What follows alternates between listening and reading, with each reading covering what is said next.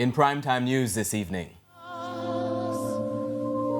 But I can't seem to find my way over.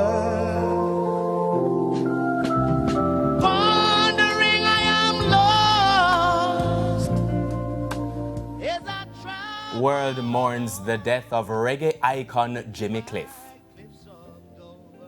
Reduced catch post-Hurricane Melissa sparks fears of Ben's disease as fishermen take riskier dives. And telethon fundraiser falls flat, coming in well below target. Good evening and welcome to Primetime News on air and online at onespotmedia.com, and a special welcome to our viewers on TVJ International in the Cayman Islands.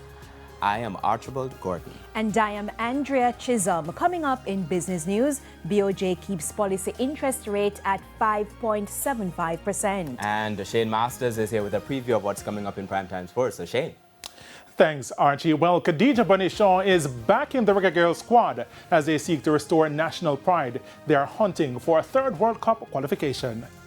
Go Reggae Girl. You know, I'm not passing that by to say she went to St. Jago. And not a St. Jago graduate, but he's here with a weather report and forecast. Remain, what's happening? Thanks, Archie. Now, over the next few days across the area, we are expecting a slightly drier pattern, especially as we move into Wednesday, but we do have some shower activity that is expected near the end of this week.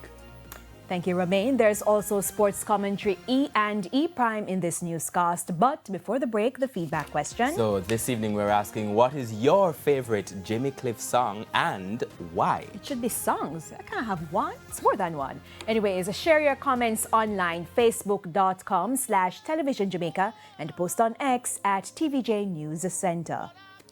Stay with us in news in detail right after the break. My way over.